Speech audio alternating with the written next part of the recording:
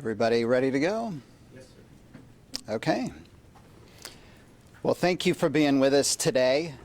From the very beginning, at the forefront of this search have been the victims of the 1921 Tulsa Race Massacre. While this search is important for many reasons at the most human level, for all of us who've worked on this search, we just wanted to find these victims and reunite them with their families. I committed the city from the outset to follow the truth wherever it led us, and at each step we have followed the guidance of the best technical experts in the whole world to determine what we should do. And those steps have been many. They began with historical research back in the late 1990s and early 2000s to identify potential locations where these graves may be located. Later on, geophysical work was done at those sites to try and narrow down within those sites potential areas that should be looked at. More recently, core sampling was done at each of these sites, again, continuing to narrow that down. Then test excavations to see what might be underground in those spaces. Then full-bore excavations, which were carried out with painstaking care by the teams doing the work with respect for the remains both of victims and non-victims that were found along the way. Then after remains were found, there was forensic analysis in the field to determine if those remains should be exhumed. And if they were, then there was further forensic analysis in a lab.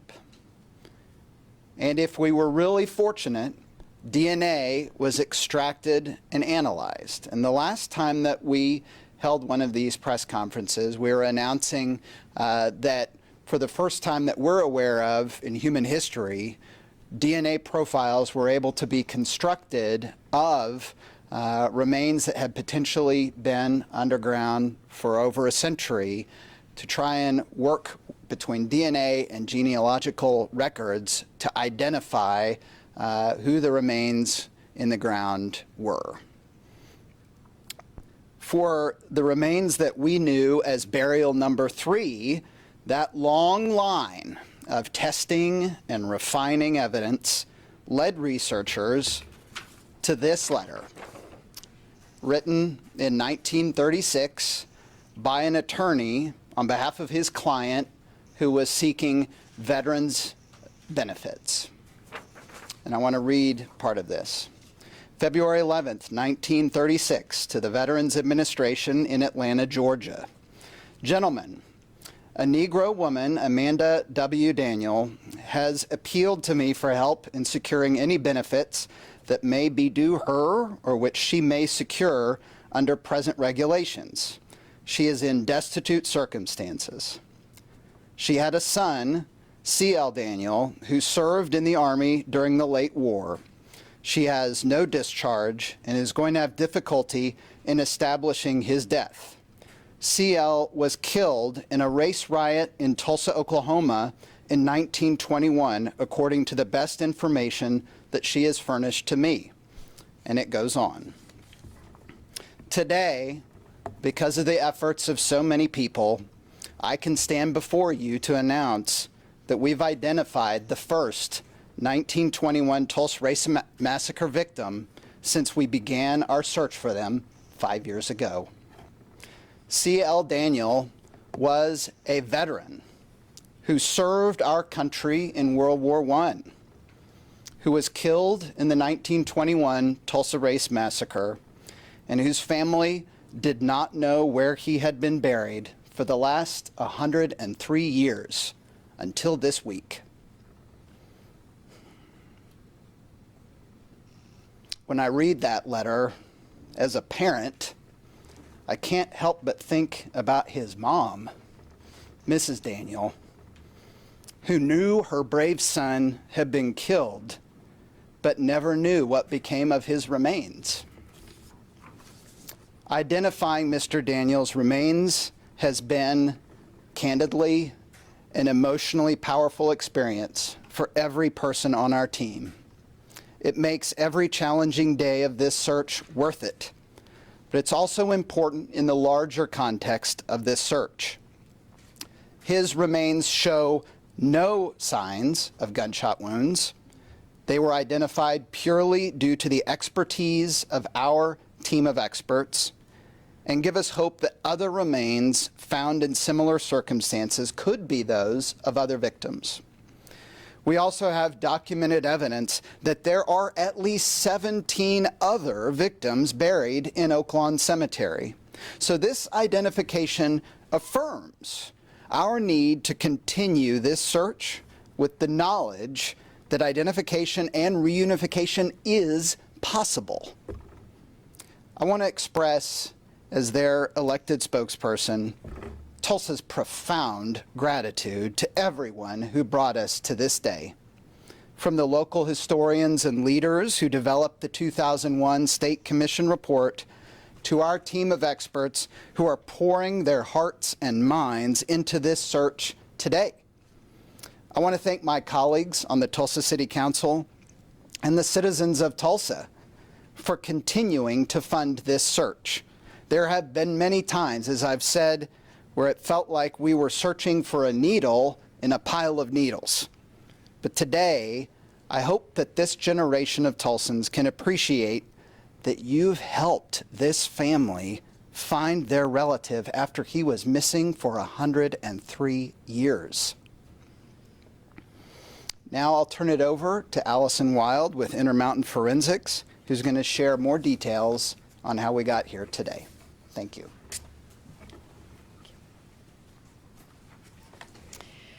I'm going to provide some details about how our team came to connect Burial 3 with Mr. C.L. Daniel, and also give a little more context to his life. I want to emphasize that although you see one genealogist standing here today, I represent the entire team, which consists of not only Intermountain Forensics, but our dedicated partners who are professional genealogists from the organizations the DNA Doe Project, DNA Detectives, Identifinders International, and Moxie Forensics.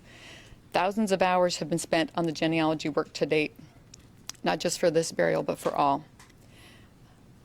As a team, we also realize we're only able to do our work because of the dedication of so many other organizations and individuals over the last 100 years that have brought us to this point. The goals of the 1921 Graves investigation are to find and identify the victims of the Tulsa Race Massacre. I was confident that genetic genealogy could provide identifications, but today we know that the efforts of the community, the anthropology team, the archaeology team, they found the victims. As genealogists, our daily work centers around families and communities, and we have continually been humbled by the Greenwood and Tulsa Race Massacre descendant communities as they protect the history of and serve as the guardians of the unknown victims of the Tulsa Race Massacre. Today, the family members of Mr. C.L. Daniel join those communities. I'm confident his next of kin, who we've worked with, and the memory of their loved one are in good hands. The community's dedication and the work of the city's 1921 Graves investigation has led to an added chapter in the story of the events of 1921. To make the connection between Burial 3 and Mr. Daniel, our work begins by comparing the DNA profiles in the GEDmatch and the family tree databases, which consists of everyday family history hobbyists. It's consumers and people that have taken DNA tests and placed it there. Unknowingly, they have contributed so much to this research. We then reach out to some of those individuals. We build the trees of many of those matching DNA relatives. And we start our work to say, where and how might Burial 3 fit into this web of families? You know, early on we published a long list of surnames that were related to Burial 3 and tied to the county of Coweta, Georgia. I think I've been saying that wrong for a very long time. And the families were very interrelated. It took a lot of time and effort to untangle those families, a lot of contact with descendants of families of interest who willingly shared their stories, their DNA where comfortable, and their time. The relatives or the people that we contacted who didn't share DNA, you helped. You helped us. The people who took a chance and answered the phone call of a stranger who wanted to talk about your family history, you helped us. And we want to thank them. It was only through those additional DNA comparisons that we were able to narrow our focus down to a set of brothers and begin requesting records of their lives, which led to the records from the National Archive that the mayor just discussed.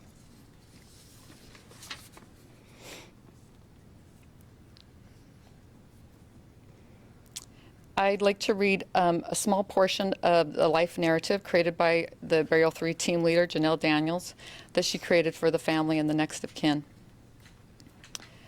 C.L. Daniel, born in Newnan, Georgia, was one of 7 sons born to Thomas and Amanda Meriwether Daniel. After the early death of their father, the Daniel family faced significant challenges. Their mother, Amanda, became a widow by 1910 and worked tirelessly to provide for her sons. Despite the hardships, the Daniel family together persevered, and records show that by 1920, Amanda proudly owned their home, a testament to their hard work and resilience. I think it's only fitting that Amanda, this strong woman that our genealogy team came to know and love so well, is the reason that we're here today. It's her efforts, her perseverance that led to the documentation that was able to give us the answers that we were searching for. C.L. Daniel served his country during World War I. He was stationed at Camp Gordon. During his service there, he spent 19 days in the base hospital.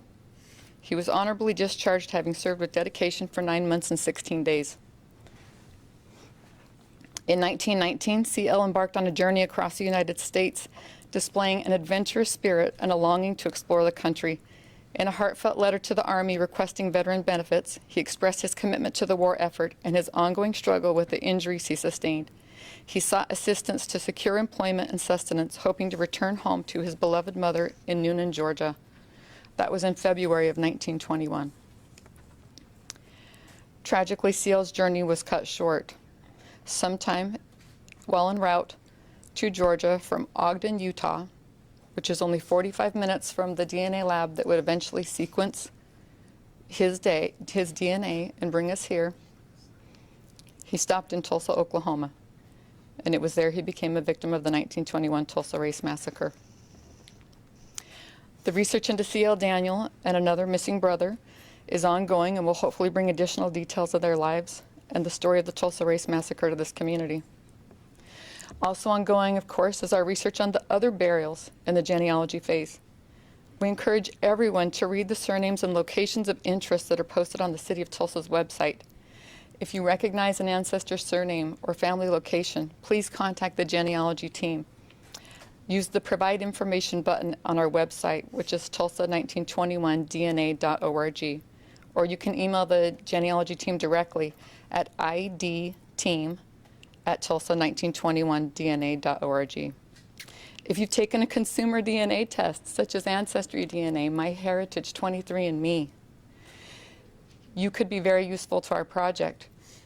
We don't compare the burial profiles in those databases. We need you to take an extra step and upload that information to GEDmatch or Family Tree DNA, and then you will be directly compared to the burials in this project and may have a hand in guiding us toward the next identification.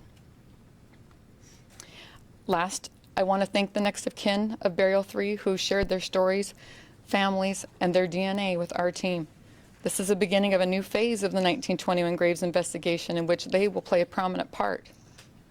We realize this news has come to as a shock to them.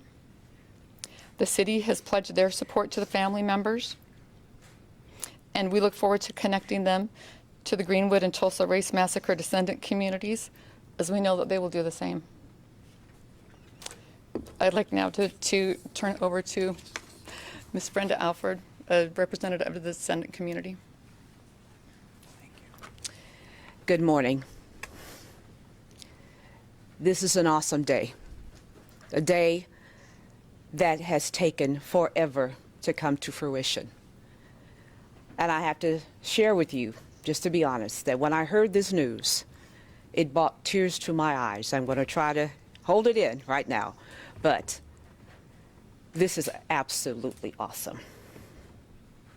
Today, I am thinking of the families and the community members who lost loved ones that they did not get to memorialize in the ways that they would want to do it. I just also think about the awesome experience it has been for me to have the opportunity to work along these awesome people to help find the graves and the victims of the Tulsa Race Massacre. I am so very humbled and honored to stand here today to witness this time in history and this historic moment as it is. I want to again thank Mayor GT Bynum for allowing these processes to move forward after so many years. And to our awesome team members who have put so much work into these processes to bring us to this final situation and this day. I just want to give them a hand. I tell you, please help me. And finally, I'd like to pay homage to our dear late chair, Mr. Kevin Ross, who did so much to find the history and share the history of our community to make sure that we never forget what happened on Greenwood and Black Wall Street. We all know, standing here, that he would be so very proud, and we are honored to carry on the legacies. Thank you.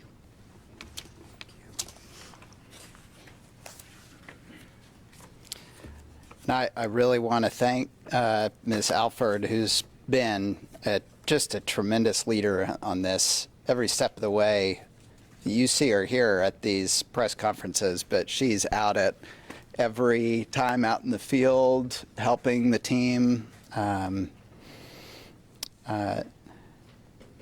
think, as you can see, I'm going to avoid looking at my friends over here. I think we're all choked up about this. And this is one family. This is one family who gets to give a member of their family that they lost a proper burial after not knowing where they were for over a century. We know we have at least 17 more people to find in this cemetery, and it is so important that we keep that work going. So I also want to use this to announce, starting the week of July 22nd, our team of experts will be right back out there in Oaklawn, continuing the excavation and analysis and work that goes into finding these victims, and as Allison mentioned, gives the DNA team and the genealogical team the resources and the material they need to try and find these families out there. So we will be back at it. Again, I want to thank my colleagues on the council who just adopted a budget a couple weeks ago that will fund this phase of the search. We are hopeful, and I want to reiterate Allison's point a moment ago, that there are other families out there that maybe didn't know about this search yet, or were hesitant because they didn't know if it would really lead to being connected with their family member that they've lost, and now can see from this that it is possible to find them.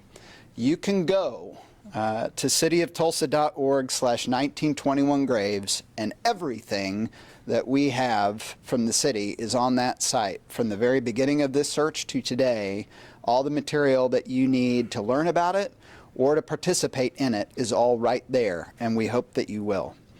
Again, our thoughts today are with Mr. Daniel's family, who, we're emotional about this. I can't imagine how it is for them after so much time being reunited and with his remains and finally finding out where he's been.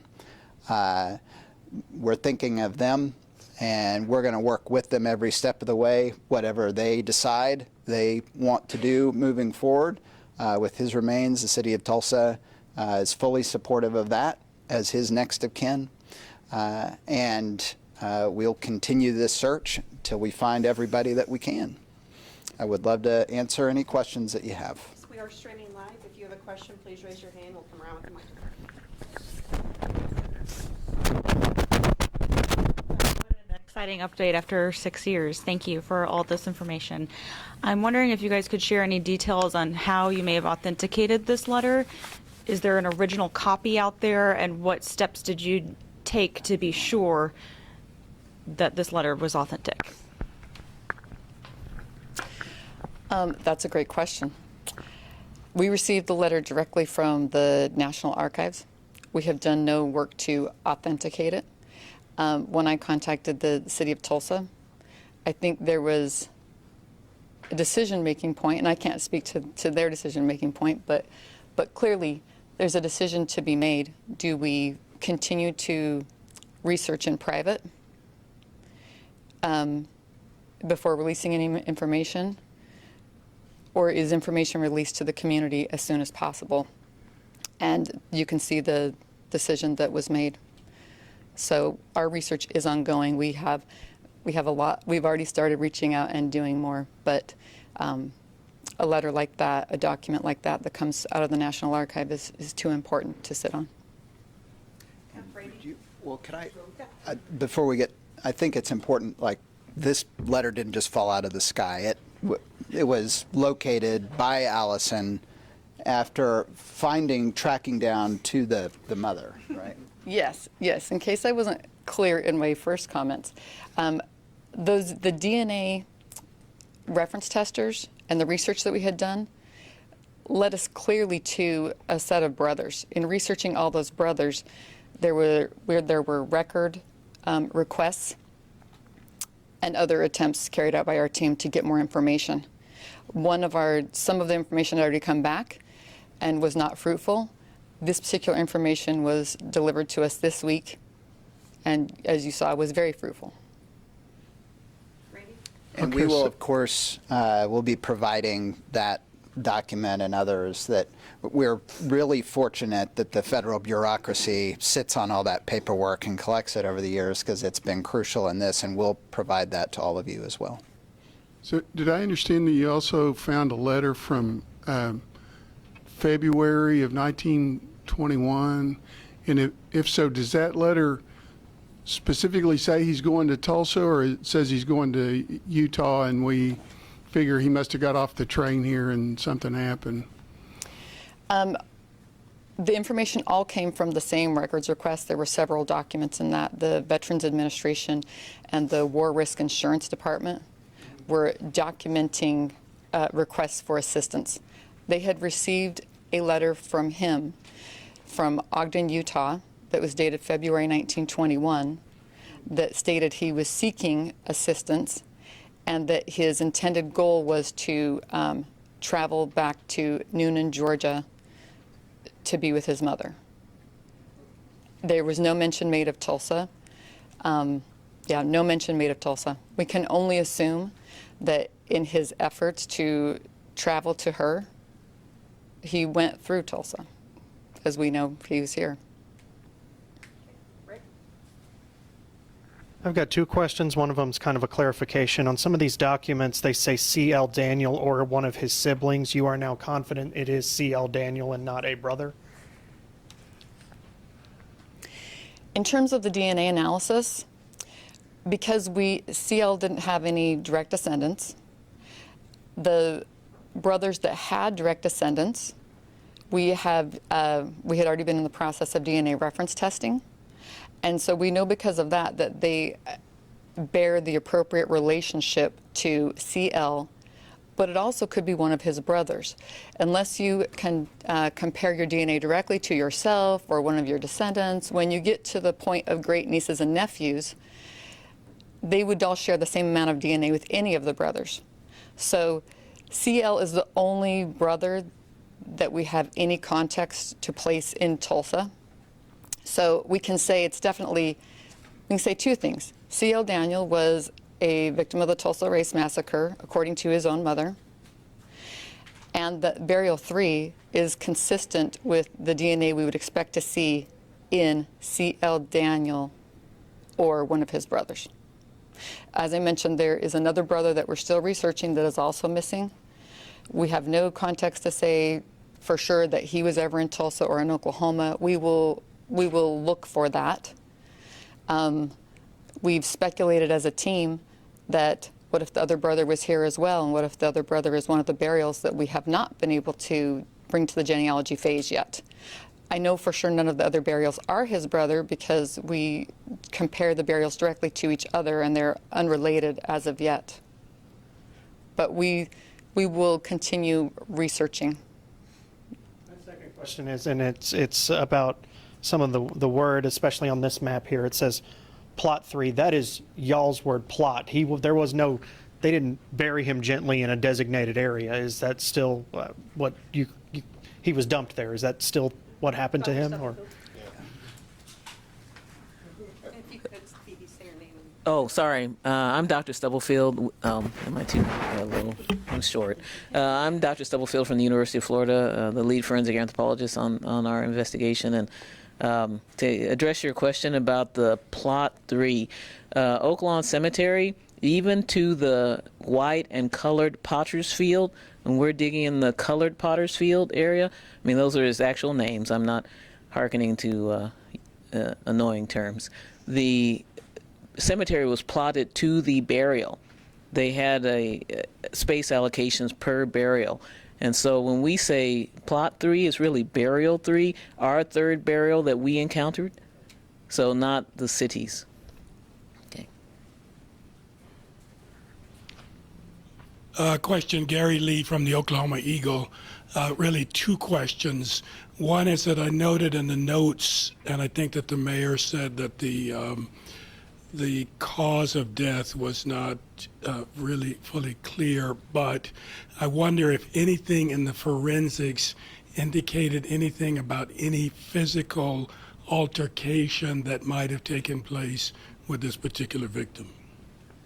Okay, so thank you you're asking about his cause of death. So his remains were very fragmentary. That's a general theme of the remains coming from that portion of the cemetery. So by fragmentary, I mean before you move them, you might see that a bone is there and intact, and then once you move it to take it to the laboratory, it's in multiple pieces, and it has to do with just time and pressure, and some parts of him were in better shape than others. So he was in good enough shape for us to determine his skeletal age, that he was a young man.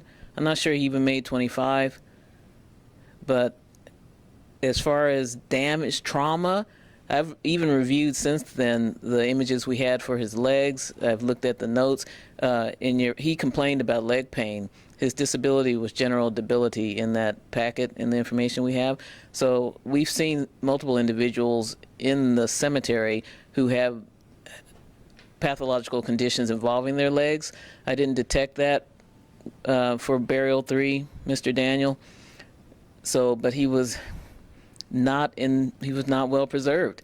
So if he was too young for arthritic changes, and we didn't see any sign. We x-ray every set of remains, and we didn't see any sign of gunshot wounds. But if the bullet doesn't hit bone or isn't retained within the body, how would we detect it?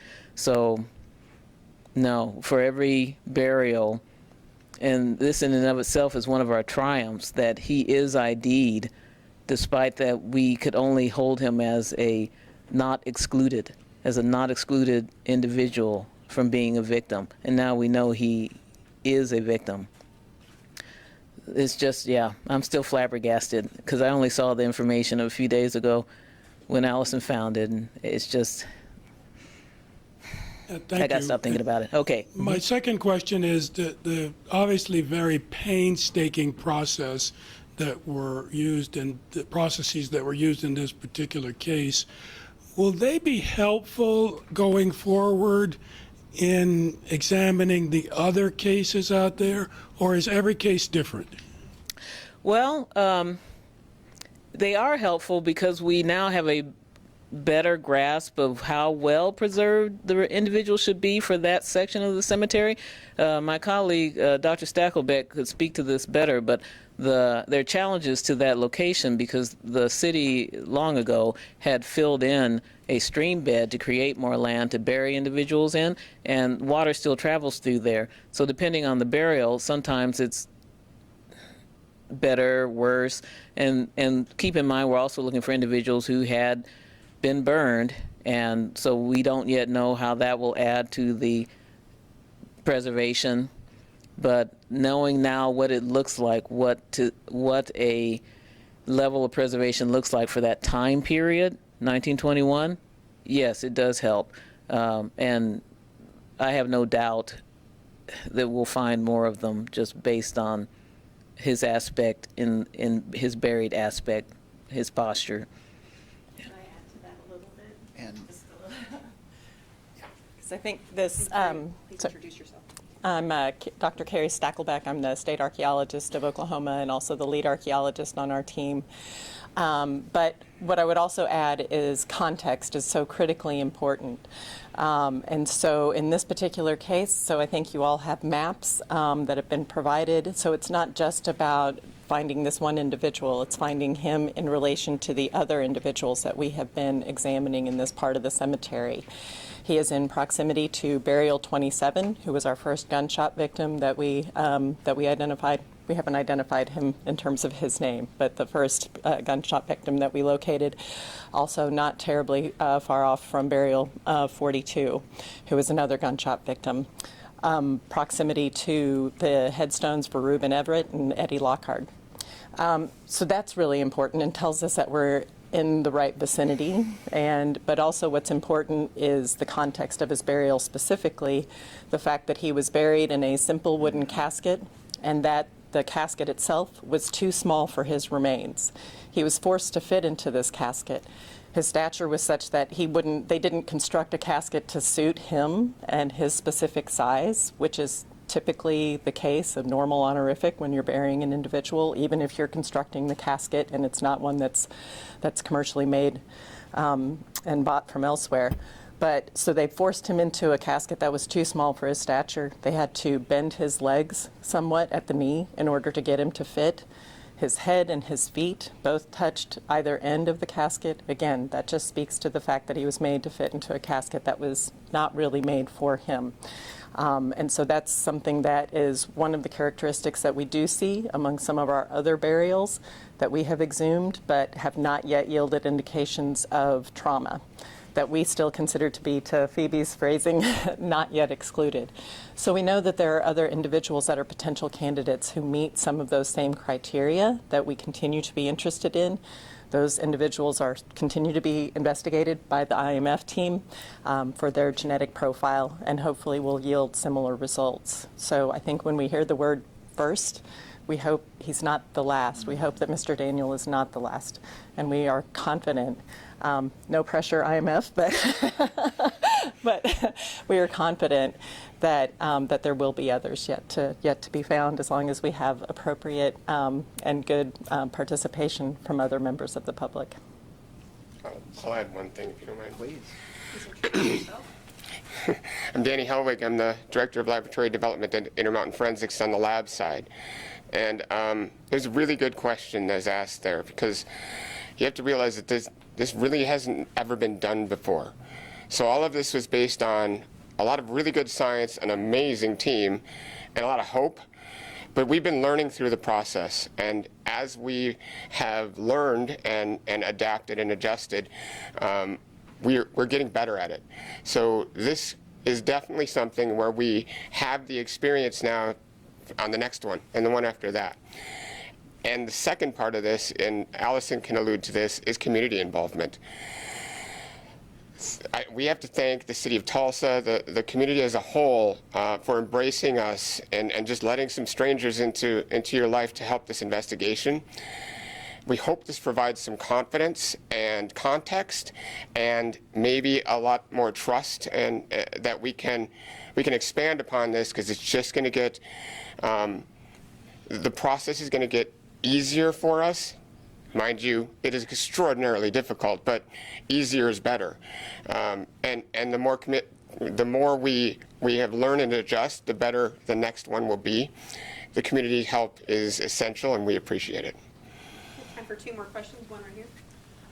This question is for anyone and everyone involved in contacting the next of kin that was involved. I know that it says that the city's not identifying them at the moment, but can you go into any detail regarding kind of the process to contact them, and then what information they were providing, or what kind of reactions were when you presented them with information regarding their genealogy connected to Mr. Daniel? Yes. The genealogy team has been in contact with some of the next of kin before even knowing that they were next of kin, right? They were part of a list of a lot of people that we wanted to contact and get, hopefully, a DNA reference comparison from their family line to help us narrow in.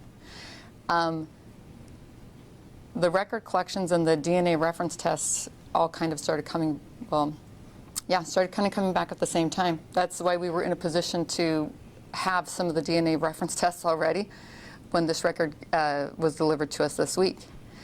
So in contact with them, our team has already been in contact with them. We realize now we have placed their family in a position where they're not residents of Tulsa or Oklahoma. They live in other states.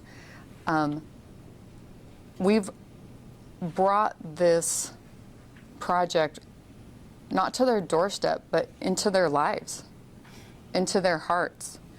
And when it was time to share with them the news, which happened all very quickly, this has all been just this week, when it was time to actually give them the direct news that it was their great uncle that was burial 3 and that was going to be a victim of the Tulsa Race Massacre, the City of Tulsa was involved in that Zoom call. We'd already talked about we've had lots of conversations with family members about the family in general, right? That's what we've been trying to do, is collect the stories. What did you hear handed down? Where did people go? Where did people travel? What were their occupations? Can you talk to all your cousins, the older people in your community? Who remembers what? So we've already had so many conversations about their families in general with many of them. And I think when we said, we would like to schedule a meeting with you in the City of Tulsa, I can't imagine what they must have thought or felt. I think it's shocking news, to say the least, for the families. I think that, one step that still needs to be done, you would think that they would all know each other because they're next of kin. But they do not know each other. They're distantly related enough because of the passage of time that that introduction is still yet to come.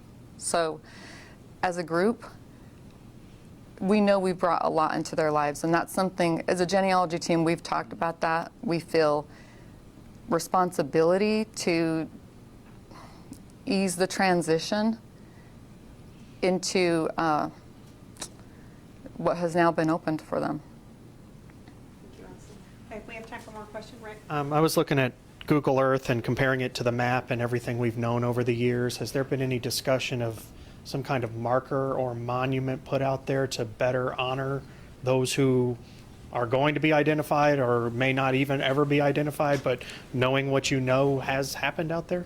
No, that is absolutely something that our team at the city has talked through as far as how moving ahead. Especially, we have remains that have not been identified but reinterred. How do we properly mark those? Because whether or not they're a Tulsa Race Massacre victim, they are still important to somebody, and we want to make sure that they're properly honored. So we've had those discussions. As it relates specifically to Mr. Daniel, though, that we just want to support whatever his family wants to do in that regard. And I think Allison's point is so well made. Try to put yourself in their shoes to have found this out this week and to have an ancestor that they did not know what happened to them for the last century plus.